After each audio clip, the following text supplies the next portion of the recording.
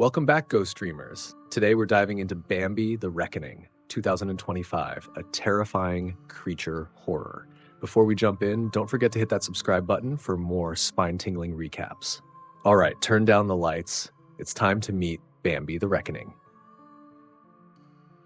The movie begins with a young deer named Bambi, happily wandering the forest with his mother. But tragedy strikes when hunters kill her, leaving Bambi alone in a harsh world. Years pass, and Bambi grows up, finds a mate, and has a child. The little family lives peacefully, teaching their young one about the forest and its dangers. But the happiness doesn't last. Bambi's mate is suddenly struck and killed by a speeding truck, and his terrified child vanishes into the woods. Before Bambi can recover, he's knocked down by a brutal attacker, who then dumps toxic chemicals into the forest. Waking in grief, Bambi staggers to a river for water, unaware it's been poisoned. After drinking, he undergoes a horrific transformation, mutating into a monstrous creature.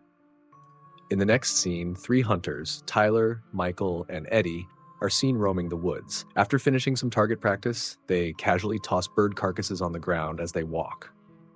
In the next scene, we meet a woman named Zana, who's angrily arguing with her ex-husband Simon over the phone. Simon claims he's away on a work trip, but Zana doesn't believe him and hangs up in frustration. She then sets off with her young son, Benji, in a van driven by a driver, heading towards Simon's parents' house. On the way, Benji starts feeling sick. He's upset because he thought his dad would be the one to pick him up, but Zana lies, telling him Simon is just busy with work. While the driver searches for candy to calm Benji's nausea, a monstrous figure suddenly rams into the van. It's Bambi. The beast flips the entire vehicle over in a brutal attack. Though Zana, Benji, and the driver survive the crash, Bambi towers over the van and begins violently stomping it with his massive hooves. The driver is crushed to death in horrifying screams while Zana and Benji shatter the windows to escape. Terrified, they turn back and see the gigantic mutated deer standing on top of the van, both Zana and Benji running for their lives. In the next scene, an old woman named Mary is seen standing outside in the freezing cold, muttering Bambi's name over and over. The scene then shifts where Simon's brothers, Josh and Andrew's wife, Harriet. Harriet is irritated that Zana and Benji are taking so long to arrive, especially since there's no cell signal in the area.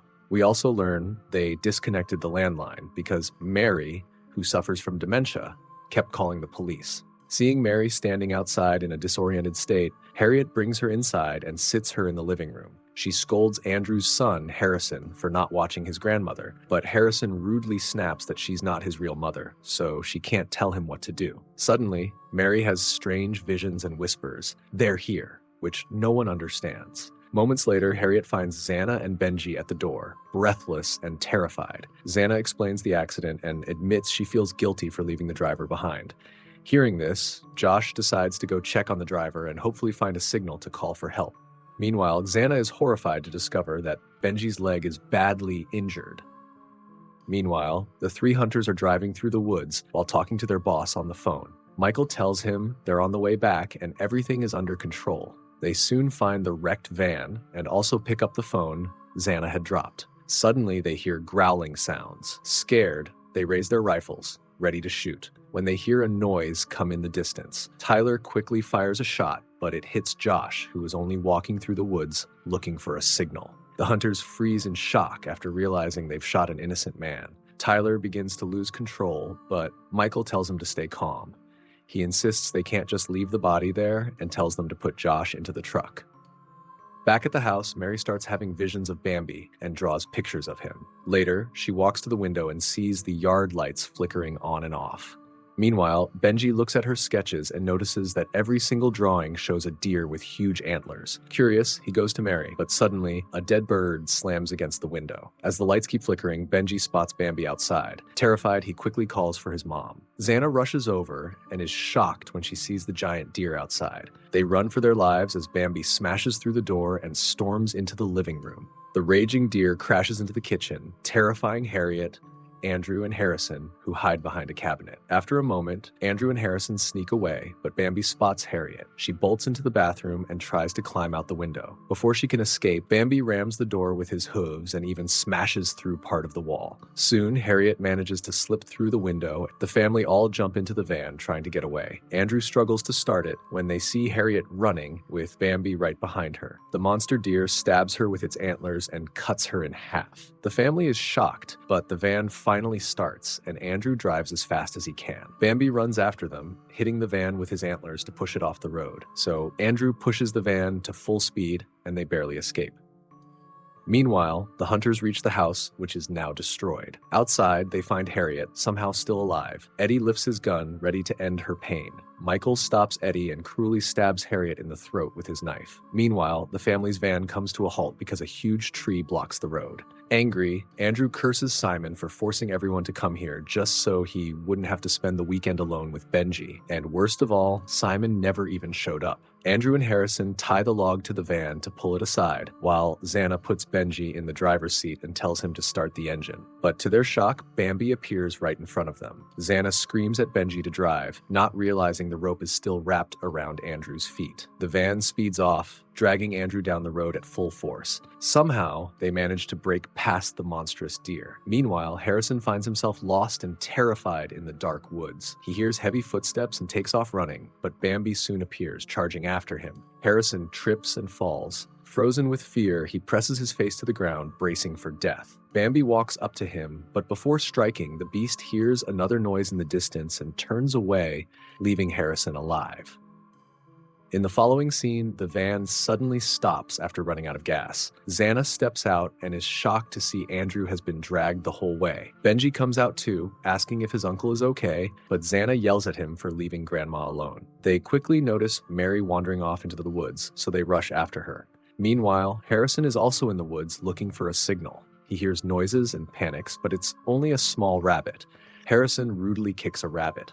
Suddenly, a swarm of mutated rabbits appears and surrounds him. Terrified, Harrison tries to back away, but he trips and his head gets caught in a bear trap. He screams as the rabbits attack and kill him. A camera in a nearby tree records everything, showing that someone is watching. Meanwhile, Xana and Benji follow Mary deeper into the woods. Xana finds Mary and tries to calm her down, who is muttering strange words. Benji suddenly lights a flare he found in the van, lighting up the area. Xana is shocked to see Bambi's nest, full of skeletons and dead bodies. Mary starts singing in fear as Bambi appears out of nowhere and the three run for their lives. They reach the main road and find Michael's car. The hunters give them a ride. On the way, Xana asks to use their phone to call the police, thinking Harrison might still be alive in the woods. Michael tells her they'll go to his house first, where there's a satellite phone to call for help. As they drive, the hunters throw a dead bird out the window again. Soon they reach the hunter's house and meet their boss, who is shockingly Simon. Benji excitedly runs to hug his dad, but Simon doesn't look happy to see them. Later, Xana asks Simon why he is here and how he knows the hunters, but he just says it's complicated. She tells him how scared and shaken Benji is tonight, but Simon says none of them were supposed to be here and blames her for making him spend the weekend with Benji. Benji overhears this and feels like a burden, which breaks his heart. Feeling frustrated, he starts to leave, but suddenly hears an animal whimpering nearby. At the same time, Simon finally admits the truth to Xana. His pharmaceutical company accidentally dumped toxic chemicals in the woods. The chemicals got into the water and caused the deer to mutate into deadly monsters. To handle the problem, he hired hunters to find and kill the mutated deer. Xana is shocked, realizing Simon's actions put his own family in danger. She urges him to call the police, but he refuses, fearing he would go to jail. Meanwhile, Michael and his partner Joe watch the conversation on a security camera. Even after hearing the truth, they decide to continue with the plan. Outside, Benji sees Eddie and Tyler carrying a baby deer in a cage, taking it somewhere. Meanwhile, Xana reaches the control room and grabs a phone to call the police, but Simon tries to stop her. Suddenly, Michael pulls out a gun and warns her that if she doesn't give up the phone, he'll hurt her. Frustrated, Xana hands it over. She notices the computer screen showing pictures of mutated animals, all either killed or captured by the hunters. Michael coldly explains that this is all being done to cover up the problems caused by Simon's actions. Michael tells Xana they plan to lure Bambi to this location to kill him. Xana is horrified, realizing Simon has put their son Benji in danger. She rushes to the living room, only to find Benji is missing. Out in the forest, Benji follows Tyler and Eddie as they set the cage with the baby deer on the ground. The small animal whimpers, but Eddie shouts and kicks the cage. Tyler thinks it's cruel, but Eddie dismisses it, saying the deer has no feelings. Later, Tyler steps away to relieve himself and suddenly hears a rustling in the leaves. Bambi soon attacks and kills Tyler, decapitating him. Back at the house, Xana rushes outside, calling for her son, but is horrified to see Harrison and Josh's bodies scattered around, hidden by the hunters. In the woods, Eddie grows frustrated that Tyler hasn't returned. When he goes looking, he is shocked to find Tyler's headless body. Terrified, he spots Bambi in the distance and runs for his life. Meanwhile, Benji takes the chance to free the baby deer from the cage. Back at the house, Michael struggles to contact Eddie and Tyler. Joe then shows him the footage of Benji releasing the deer. Frustrated, Michael heads into the woods to go after Benji. Meanwhile, Eddie jumps into his car and tries to escape, but Bambi catches him. Despite his injuries, Eddie crawls across the ground, only for Bambi to slam him with a massive hoof and then tear his head off. Michael arrives in the forest and sees the cage is empty. Confused, he calls Joe to ask where Benji is. Joe, terrified, tries to pack and escape. As she moves, she sees Bambi approaching Mary in the living room. Just as the deer is about to attack, a noise from Joe distracts him. Bambi smashes through the door where she's hiding, and in a desperate move, Joe shoots at the gas tank, causing a massive explosion. Meanwhile, Benji watches the house being destroyed as Michael approaches. Simon and Xana also arrive, and Michael points a gun at them. Simon tries to calm him down, but Michael only wants the baby deer. Simon tells Benji to give it up, but the boy refuses. Furious, Simon blames Xana for turning their son against him. Then they see Bambi coming. Even after the explosion, he's still alive. Michael shoots at him, but Bambi hits him with his antlers and drags him into the woods. Michael's phone falls, and Simon and Xana both rush for it as Xana wants to call the police. Simon grabs it first and tells her she can't ruin his life. Bambi returns and stands in front of Benji. Instead of protecting his son, Simon apologizes and runs away. Xana carefully approaches Benji and tells him to stay still. She explains that she'll distract Bambi so he can run as fast as he can. Benji says doesn't want to leave his mom, and then the baby deer starts whimpering. Xana realizes it's Bambi's child and he only wants his baby back. She carefully puts the baby deer just a few feet away from its father. Mother and son watch as Bambi reunites with his child. But the moment ends when Michael, still alive, comes out of the woods and shoots at Bambi. The shots hurt the deer, but Michael soon runs out of bullets. Suddenly, Mary, who survived the fire, shoots and kills Michael. Meanwhile, Simon is seen speeding away in his car, but stops when he notices something moving in the back seat. He sees nothing at first, but then freezes in terror as a mutated rabbit stares at him from the dashboard. Simon tries to get out, but the rabbit bites his neck, killing him. In the final scene, Bambi finally dies from his injuries. Xana, Benji, and Mary watch, crying. The baby deer nuzzles his father, trying to wake him, but it's no use. The baby deer lets out a heartbreaking cry as the movie ends. And that wraps up Bambi the Reckoning.